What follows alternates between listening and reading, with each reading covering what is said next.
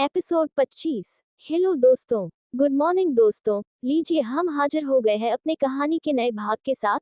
तो चलिए शुरू करते हैं कहानी। अब आगे। लक्ष्मी विला। सूर्य को उस हालत में देख सभी घर वाले भी काफी परेशान हो गए।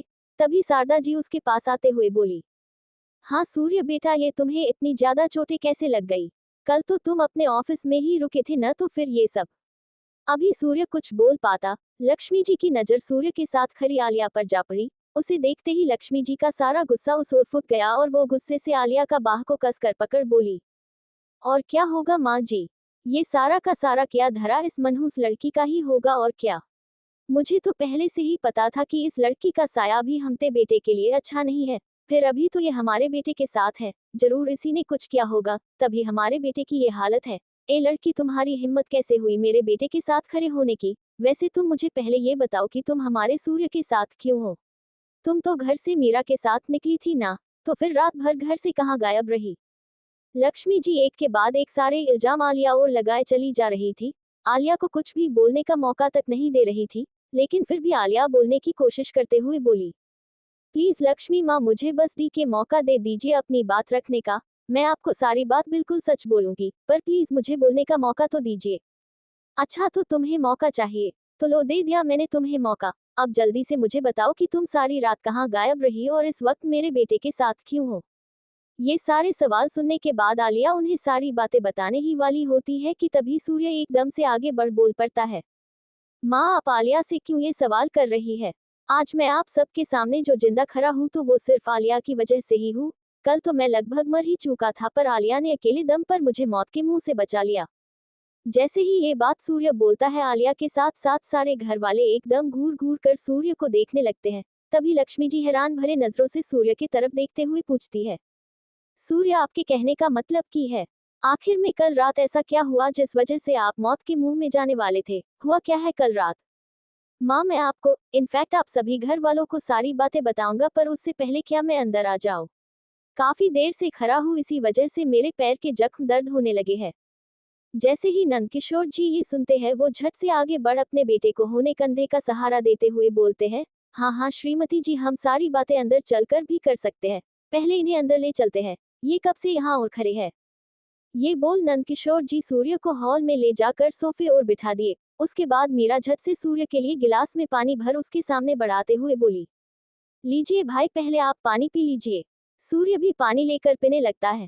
तभी दरवाजे पर से आलिया भी घर के अंदर आने लगती है, लेकिन इससे पहले कि वो अपना कदम लक्ष्मी विला के अंदर रखती, लक्ष्मी जी झट से उसे रोकते हुए बोलती है, खबरदार लड़की, जो तुम हमारे घर के अंदर आने की कोशिश भी की तो। भले ही सूर्य कुछ ही बोले, पर मुझे अच्छी तरह से पता है, आज जो मेरे बेटे की ये हालत हुई है उसकी जिम्मेदार सिर्फ और सिर्फ तुम ही हो। उसकी ऐसी हालत कर दी हो जिसके बाद हमारे बच्चा खुद के पैर पर ज्यादा दसर तक खड़ा भी नहीं हो पा रहा है। अब इससे पहले कि हम तुम्हारे साथ कुछ गलत कर दे, निकल जाओ हमारे घर से। लक्ष्मी जी को इतना ज्यादा गुस्सा में देख सूर्य को समझ नहीं आया कि वो क्या करे, कैसे रोके आलिया को अपने घर में। वो अब आलिया को प्यार कर बैठा था और किसी भी कीमत पर वो उससे दूर नहीं रह सकता था। इसीलिए उस वक्त उसे कुछ सुझा और वो झट से अपने हाथों से सर को पकड़ जोर से बोला, आह माँ, माँ प्लीज, मेरा सर बहुत दर्द हो रहा है, आप मेरे पास आइए ना। सूर्य की आवाज सुनते ही लक्ष्मी जी एकदम से घबरा कर सूर्य की तरफ दौड़ जाती है, लेकिन दरवाजे पर खड़ी आलिया से भी सूर्य की तकलीफ नहीं देखी जाती है, और वो लक्ष्मी जी के बातों को अनसुना कर दौड़कर सूर्य के पास जाने लगती है।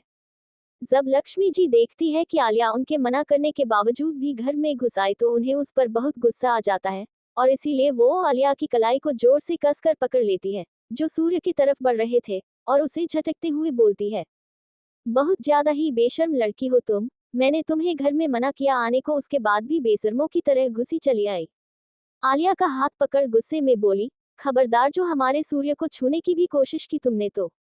आलिया को इस तरह से रोक देते हुए देख सूर्य तुरंत अपनी माँ से बोल पड़ा, प्लीज माँ, आप पहले मेरी पूरी बात तो सुन लीजिए। आप बिना सच जाने इस तरह आलिया पर इल्जाम मत लगाइए। आज उसने मेरी जान बचाई है और आप उसी को मेरी इस हालत का वजह बता रही है।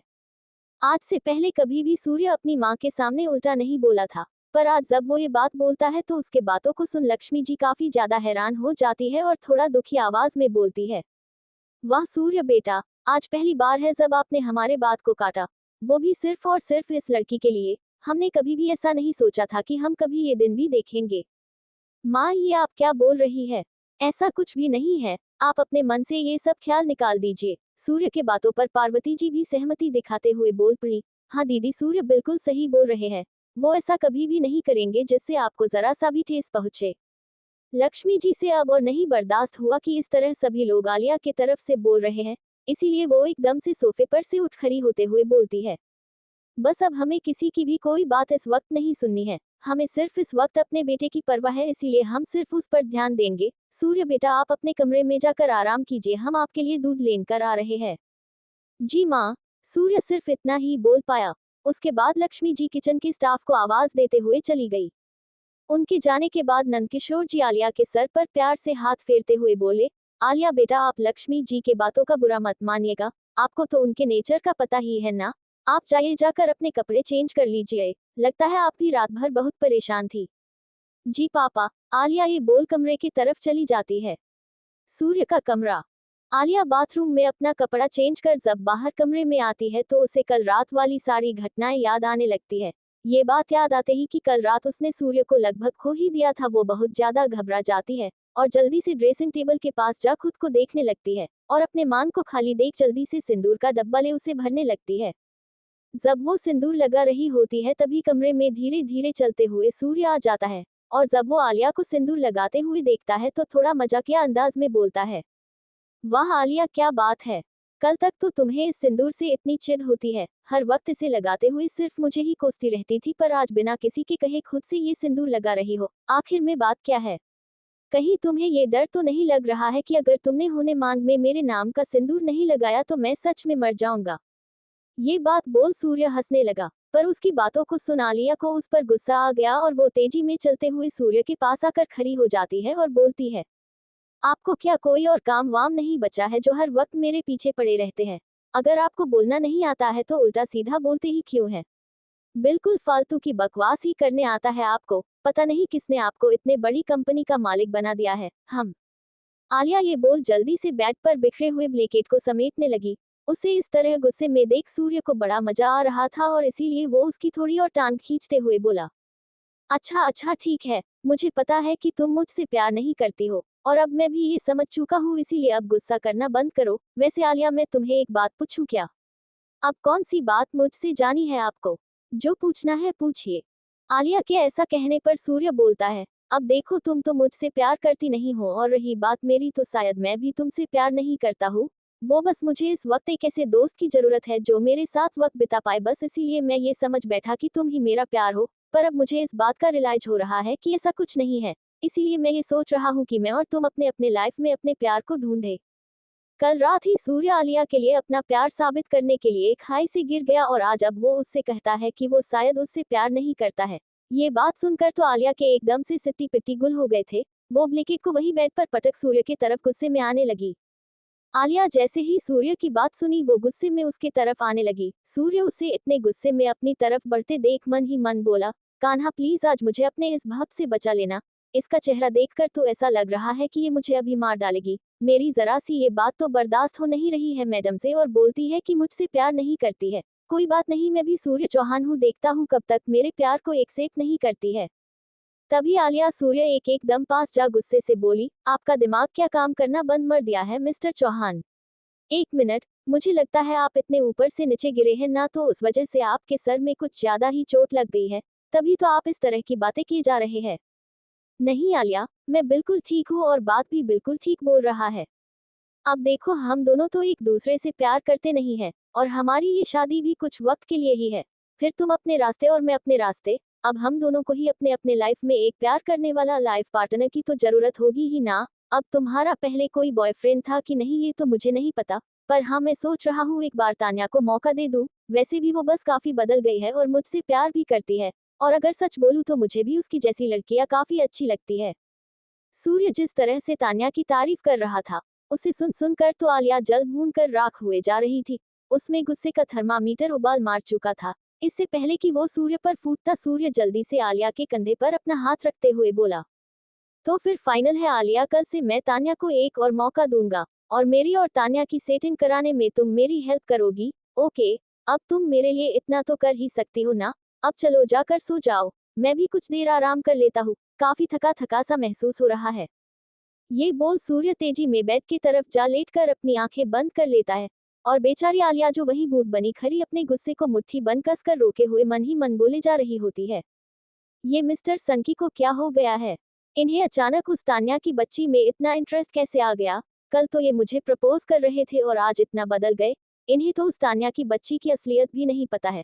वो तो चाहती ही यही है कि ये उनके जाल में फंसे ताकि वो इनका सारा कुछ हथिया सके, पर मैं ऐसा कुछ भी नहीं होने दूंगी। ना ही आपको उनसे प्यार करने दूंगी और ना ही उस तान्या की बच्ची को इस घर को और सारे प्रॉपर्टी को हथियाने दूंगी। ये आलिया का खुद से वादा है। आलिया इतना सोच गुस्से में ही कमरे से बाहर चली जाती है। उसके जाते ही सूर्य झट से अपनी आंखें खोल बेड पर उठकर बैठ जाता है और फील खोलकर हंसने लगता है। इधर राजू जब ऑफिस में काम कर रहा होता है तभी उसके कान में अपने कुछ स्टाफ की बातें पड़ती है, जिन्हें सुन वो तुरंत उठ उनके पास जाते हुए परेशान भाव के साथ पूछता है, रोहित अभी अभी जो तुमने बोला क्या वो सच है? हाँ राजू, आज सुबह ही मुझे भी ये बात पता चली है। वैसे तो इस बात को उन सब ने मीडिया में फैलने से रोक दिया है, पर मेरा एक दोस्त है जो मीडिया में ही है, इसीलिए मुझे ये बात पता चल गई। सच में आज मिस्टर सी चौहान सिर्फ अपनी वाइफ की वजह से ही बचे हैं। मेरे दोस्त ने तो ये भी बताया कि सूर्य चौहान को ढूंढने के लिए उनकी वाइफ इतने खराब मौसम में भयानक जंगल में भी चली गई थी, वो भी अकेली अंधेरी रात में। ये सारी बात सुन राजू अपनी बहन के लिए बहुत ही ज्यादा परेशान हो जाता है और इसीलिए वो घबराते हुए ही जल्दी से दौड़ते हुए ऑफिस से निकल जाता है। पीछे से रोहित उसे आवाज दे रोकने की कोशिश करता है, पर वो उसकी बातों का कोई जवाब नहीं दे चला जाता है। उसे इस तरह जाते देख रोहित खुद में बोलता है, पता नहीं इसे अचानक क्या हो गया। लक्ष्मी विला। लगभग दोपहर के 1 बज रहे थे। राजू एकदम बेधड़क घर के अंदर घुसते हुए अपनी बहन को आवाज देने लगा, आलिया दीदी कहाँ हो आप? जल्दी से बाहर आओ। आलिया इस वक्त दादी के पास ही बैठी थी कि अपने भाई की आवाज सुनते ही वो हैरान होते हुए खुद में बोल पड़ी, राजू, वो यहाँ पर। राजू की आवाज इतनी तेज थी कि उसके आवाज सुन सारे घर वाले अपने अपने कमरे से निकल बाहर हॉल की तरफ आने लगे।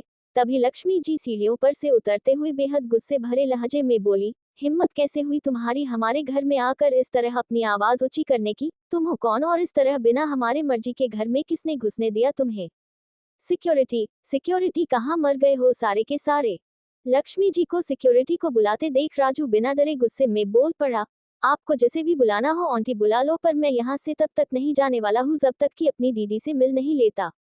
अभी राजू इतना बोला ही था कि तभी आलिया दौड़ते हुए उसके पास आ खड़ी हो उससे पूछती है, राजू तुम यहाँ पर, वो भी इस वक्त? भाई सब ठीक तो है ना? जैसे ही आलिया राजू को होना भाई बुलाती है, लक्ष्मी जी उसे टोंट मारते हुए दूर से ही बोल पड़ती है, ओ तो ये है इस बेशर्म लड़की का भाई। तभी मैं सोचूं किसकी इतनी हिम्मत हो गई जो बिना मेरे परमिशन के मेरे घर में घुस गया। अब जैसी ये लड़की बेशर्म की तरह मेरे घर में घुस मर बैठ गई है, वैसे ही ना उसका भाई भी होगा। आज लक्ष्मी जी कुछ ज्यादा ही तीखे बात बोल रही थी, जिसे सुनकर सभी को गुस्सा आ रहा था, पर फिर भी आलिया सभी से इशारे में चुप रहने के लिए ही बोलती है और खुद भी उनकी बातों को इग्नोर कर देती है। पर राजू ये सब बर्दाश्त नहीं कर पा रहा था कि उसकी बहन को कोई इतना बुरा भला बोले, इसीलिए वो गुस्से में बोला, आलिया दीदी मैंने उस दिन सिर्फ आपकी जिद की वजह से आपको यहाँ पर रहने दिया था, पर आज मैं आपकी एक भी बात नहीं सुनने वाला हूँ। बहुत हुआ वादा, अब आप चुपचाप मेरे साथ चलिए। अरे इन्हें क्या लगता है कि हम मिडिल क्लास के हैं तो हमारी नजर इनके जमीन जायदाद पर है? अरे मैं ऐसी सारी प्रॉपर्टी को लात मारता हूँ जहाँ पर इंसानों से ज्यादा अहमियत ये बेजान चीजों को दी जाती है। आपको आपकी ये बेजान चीजें मुबारक हो आंटी, मैं लेकर जा रहा हूँ अपनी बहन को यहाँ से, वो भी हमेशा हमेशा के लिए। राजू ये बोल आलिया का हाथ पकड़ उसे अपने साथ लेकर जाने लगा। तभी नंदकिशोर जी उसके सामने आ उसे रोकते हुए बोले, प्लीज बेटा इस तरह गुस्से में आकर कोई भी फैसला मत करो। देखो मैं मानता हूँ कि लक्ष्मी जी ने जो भी बोला वो सब सही नहीं था, पर फिर भी मैं तुमसे विनती करता हूँ आलिया बेटी को इस घर से मत लेकर जाओ। नंदकिशोर जी को इस तरह हाथ जोड़ खड़े देख आलिया झट से राजू से हाथ छुड़ाते हुए बोल पड़ी, प्लीज पापा आप इस तरह से हाथ मत जोड़िए, मैं कहीं भी नहीं जाऊंगी। राजू अभी गुस्से में है इसीलिए ऐसा बोल रहा है, मैं उसे समझाऊंगी, वो मेरी बात समझ जाएगा। नहीं दीदी आज मैं कुछ नहीं समझने वाला हूँ, और अगर आप मुझे अपना भाई मानती है तो आपको मेरी कसम है कि आज आप मेरे साथ चलने से मना नहीं करेगी। बहुत बर्दाश्त कर लिया आपने इन लोगों के जुल्म। मैं तो ये सोचकर हैरान हूँ कि आप जैसी लड़की जो हमेशा वाजिब बात के लिए किसी के सामने भी लड़ जाती थी, वो आज सबकी जुल्म को बर्दाश्त कर यहाँ पर धन्यवाद रही है। लेकिन अब मैं और ये नहीं होने दूंगा, आपको मेरी कसम है दीदी। राजू जैसे ही आलिया को कसम देता है आलिया एकदम से अचंभित रह जाती है। वो राजू के हाथ को पकड़ते हुए बोलती है, राजू भाई ये तू कैसी नात कर रहे है? तुझे अचानक से क्या हो गया है? तुझे तो मैंने सारी बात बताई थी न, तो फिर अब ये सब क्यों? आलिया दीदी, आज मैं कुछ नहीं सुनूंगा। मैं बस इतना जानता हूँ कि अगर आप मुझे अपना भाई मानती है तो आप मेरी कसम की रिस्पेक्ट करेगी और यहाँ से मेरे साथ जाएंगी। राजू जिस तरह से बोला कि उसके आगे आलिया और कुछ भी नहीं कह पाए और बेबस नंद किशोर जी के तरफ देखने लगी।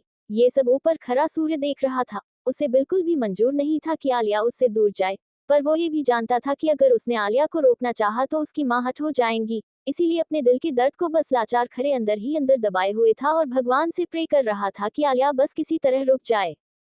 पर आज शायद भगवान भी कुछ और ही चाहते थे। आलिया राजू को नहीं मना सकी और उसके साथ जाने के लिए मान गई। राजू आलिया का हाथ पकड़े घर के मेन दरवाजे की तरफ बढ़ गया और ऊपर खड़ा सूर्य बस बेबस आलिया को अपने से दूर जाते हुए देखता ही रह गया। उन दोनों के वहां से जाने के बाद लक्ष्मी जी एकदम खुशी भरे चेहरे के साथ बोली, फाइनली फाइनली वो मिडिल क्लास लड़की हमारे घर और सूर्य की जिंदगी से बाहर हो गई। अब मैं दोबारा उसे अपने बेटे की जिंदगी में कभी नहीं आने दूंगी, कभी भी नहीं। इतना बोल वो भी वापस अपने कमरे में चली गई।